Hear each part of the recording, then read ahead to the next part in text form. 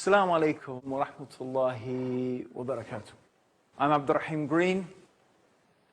You're joining me for the proof that Islam is the truth. And today I'm going to be talking to you about the stories of those people who heard the Quran.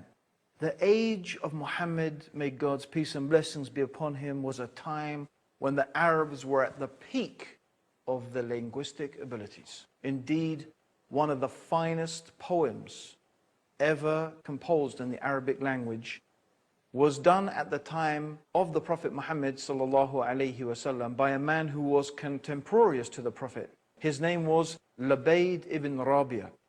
And his poem, when it was recited at the marketplace at Uhaz, caused the Arabs to prostrate before him in admiration. And when this same Labaid began to hear the verses of the Quran, he embraced Islam and gave up poetry altogether. When he was once asked to recite some poetry, he said, "What? Poetry after the Quran?" Indeed, many of the Arabs entered Islam just from hearing the Quran because they knew that it was conclusive proof of its divine origin. They knew no man could produce the like of the Quran and its eloquence. You see, the challenge of the Quran was not to produce, as some people might suppose, an amazing piece of literature like Shakespeare or Shelley or Keats or Homer or any of these great literasts. No. The challenge of the Quran was something much more fundamental. Because the Quran differed in its very structure. The very structure of the Quran was different from anything that had preceded before it in the Arabic language. And you see, in the Arabic language, poetry falls into 16 different bihar. The word bihar means sea. Why? Because each poem moves according to a different rhythmic pattern. And then, of course, they have the speech of the soothsayers, and they have prose, and they have rhymed prose, and normal speech. So these are the forms of the Arabic language, yet the Quran, although it seemed to reflect some of those forms, it was none of them. It was unique. It was not like anything the Arabs had ever heard before. It did not fit into any of those categories, yet at the same time, it made sense, more than sense.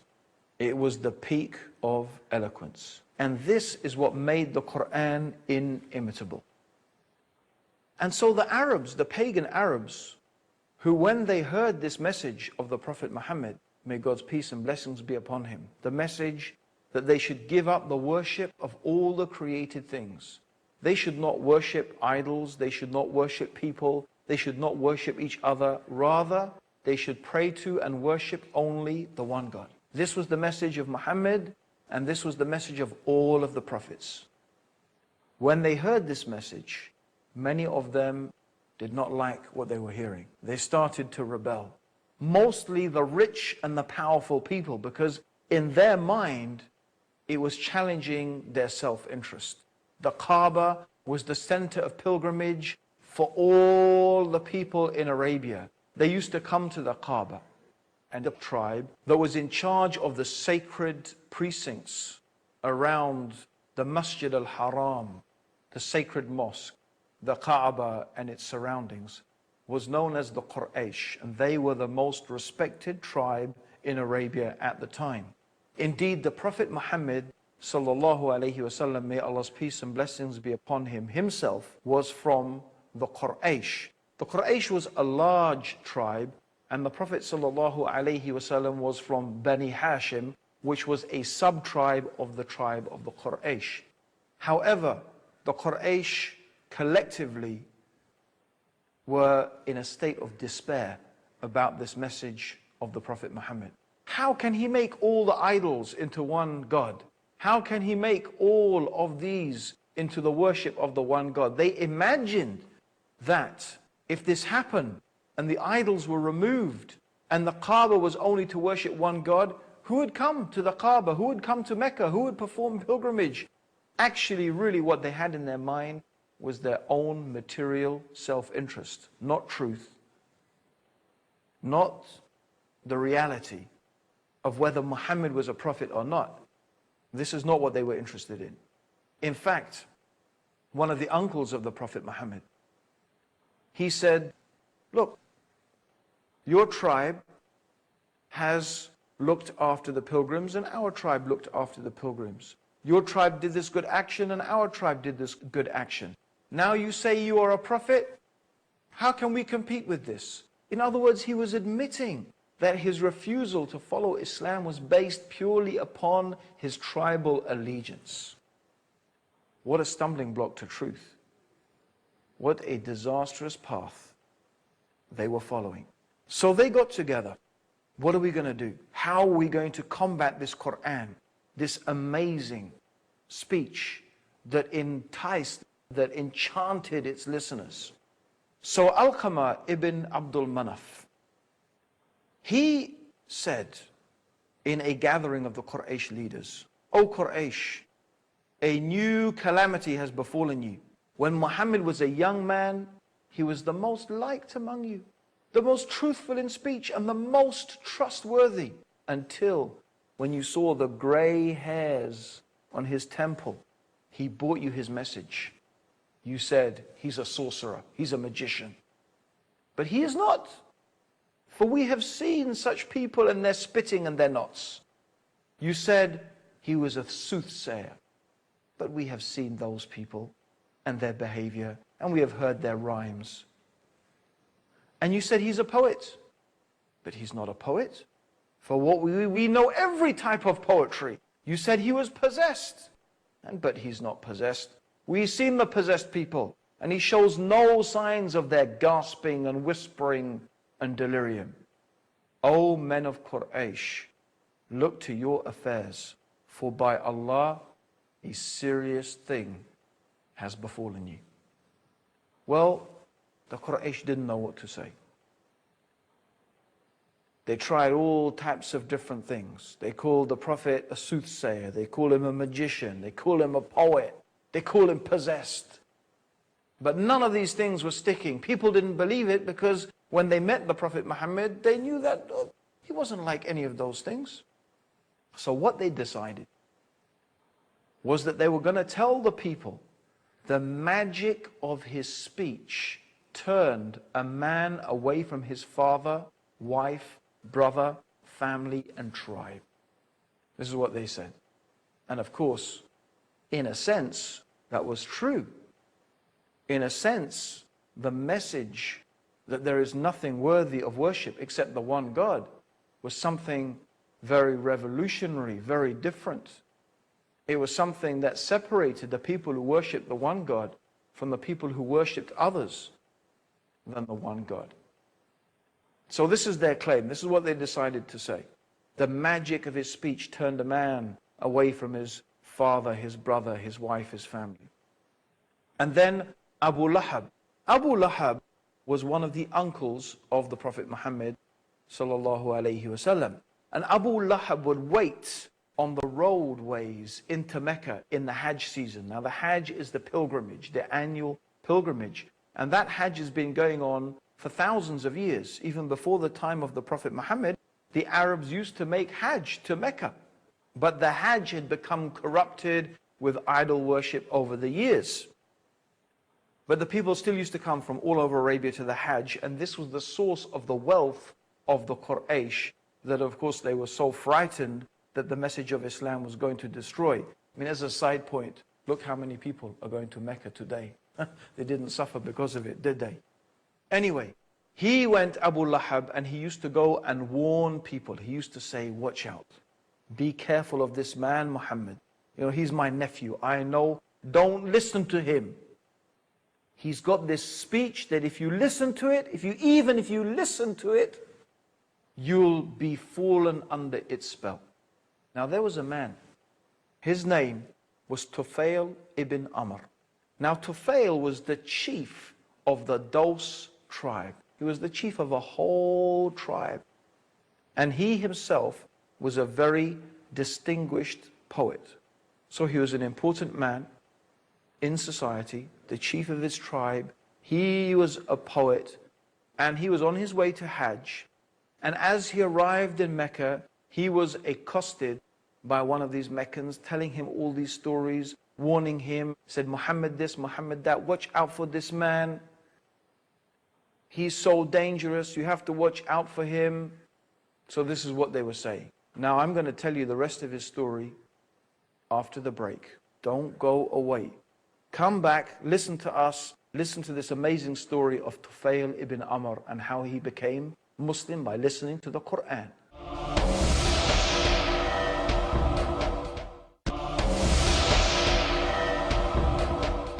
Assalamu alaikum everyone, welcome back to the proof that Islam is the truth. And today we're talking about the stories of those people who heard the Quran and how it influenced them and affected them. And today we're talking about Tufail ibn Amr, the chief of the Daws tribe, he was on his way to make Hajj, pilgrimage to Mecca. And the Quraysh, the leaders of the Quraysh, were waiting for him. They were waiting, telling the people, don't listen to Muhammad. His magic of his speech is going to make you go mad and turn you away from everything that you know and you love. So this is his story. He says, I approached Mecca. As soon as the Quraysh leaders saw me, they came up to me and gave me a most hearty welcome and accommodated me in a grand house. Sure knew how to look after people. Their leaders and notables then gathered and said, O Tufail, you have come to our town, and this man, he claims he's a prophet, has ruined our authority. Notice, he's ruined our authority and shattered our community. We are afraid that he would succeed in undermining you and your authority and your community, just as he has done with us. Don't speak to the man. On no account listen to anything he has to say. He has the speech of a wizard, causing division between father and son, between brother and brother, between husband and wife. And they kept on telling me the most fantastic stories and scared me by recounting tales of his incredible deeds. I made up my mind then not to approach this man or speak to him or listen to anything he had to say. The following morning, I went to the place of worship, went to the Kaaba and made tawaf around the Kaaba as an act of worship to the idols that we made pilgrimage to and glorified. I put cotton in my ears out of fear that something of the speech of Muhammad might affect me. As soon as I entered the place of worship, I saw him standing near the Kaaba. He saw the Prophet Muhammad standing near the Kaaba. He was praying in a fashion which was different from our prayer. His whole manner of worship was different. The scene captivated me. His worship made me tremble, and I felt drawn to him despite myself, until I was quite close to him. Notwithstanding the precaution I had taken, God willed that some of what he was saying reached my hearing, and I said to myself, what are you doing, Tufail? You are a perceptive poet. You can distinguish between the good and the bad in the poetry. What prevents you from listening to what this man is saying? If what comes from him is good, accept it. And if it's bad, reject it. I remained there until the Prophet left for his home. I followed him and he entered his home, and I entered also, and I said, O Muhammad, your people have said certain things about you to me. By God, they kept frightening me with these things and keeping away from your message until I blocked my ears to keep out your words. Despite this, God caused me to hear something of it, and I found it good. So tell me more about your mission. The Prophet ﷺ told Tufail about the mission, and Tufail said, and then he recited to me Surah Al-Falaq. And he said, I swear by God, I have never heard such beautiful words before. I had never heard such beautiful words before. neither was a more noble mission ever described to me. Thereupon I stretched out my hand to him in allegiance and testified that there was none worthy of worship except the one God, and that Muhammad was truly the messenger of God. And that's how I entered the religion of Islam. Even the leaders of the Quraysh were unable to desist themselves from hearing the Quran. Tufail heard the Quran, and as I said, he heard it and he became Muslim. But actually, even the leaders of the Quraysh, they were unable to desist and to resist. In fact, according to the seerah, or the biography of Ibn Ishaq, he mentions one incident when Abu Sufyan, who was one of the leaders of the Quraysh, and Abu Jahl and Abu Akhnas, they sneaked out of their houses in the night to listen to the Prophet reciting the Quran, hiding in their places until dawn. They sneaked out of them and they stayed listening to the Quran until the dawn, hiding. And on the way home, they bumped into each other and they reproached one another, saying, "Don't you ever do that again. For if one of the weak-minded fools sees you, it will arouse suspicion in their minds." So they all promised. But this happened 3 nights in a row. 3 nights in a row, they snuck out to listen to the Prophet reciting the Quran, and again they bumped into each other until they took a totally solemn oath. They swore that they would never do it again. This is the question, my dear listeners, that I want you to put to yourself. How is it possible for an unlettered and unlearned man, not versed in poetry, to be able to produce a work of unrivaled eloquence and perfect rhetoric, so that even the assembled experts and masters of all the forms of poetry and the Arabic language were unable to produce the like of its smallest chapter? Indeed, they chose to fight the Prophet rather than meet this challenge. The flower of their nobility were killed, their trade and reputation destroyed. How could they choose this rather than count the verses of the Quran? Let us look at another story. This is the story of Umar ibn al-Khattab. He became one of the strongest defenders of Islam. But before that, he was one of the most violent enemies against the Muslims. He took it upon himself to physically abuse and attack the Muslims. And things became so bad for the Muslims that they were forced to flee. And this was something unheard of. That people should flee their own tribes, that they should flee their own people, because the Arabian society was held together by tribalism. But the Muslims were fleeing their own tribes and they fled to go and live in Abyssinia. And when this happened, Umar really began to think about things. And he was really unhappy about it. And the more he thought about it, the more unhappy he got. Until one day he decided, I am going to kill Muhammad. I've had enough. He took his sword and he was on his way to kill the Prophet Muhammad. But on the way, he met one of the people who had become Muslims secretly. And he said to him, "Where are you going, Umar, with your sword drawn like that?" He said, "I'm on my way to kill Muhammad." So he started to think, what can I do? And then he remembered that in fact the sister of Umar had already become Muslim. He said, "You know what, before you deal with Muhammad, maybe you should deal with your own family first." He said, "What do you mean?" He said, "Your sister, she has become Muslim." So Umar was so infuriated. He was so mad. He changed direction, still with his sword drawn. He headed off to his sister's house. He arrived. And when he got to the door, he heard a noise that he had not heard before. He smashed down the door, and there he found his sister and her husband reading something. She jumped up, and he hit his sister, and she fell on the floor and started to bleed. The sister of Umar said, "Okay, I have become Muslim. Do what you like with me. Kill me. I don't care. I've become Muslim. So what?"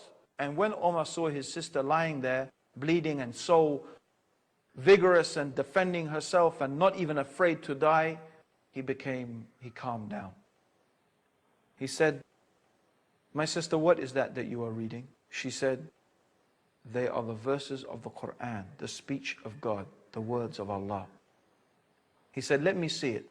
She said, "No, not until you wash yourself first." So she made Umar wash his hands so he could not touch the paper of the Quran without washing himself.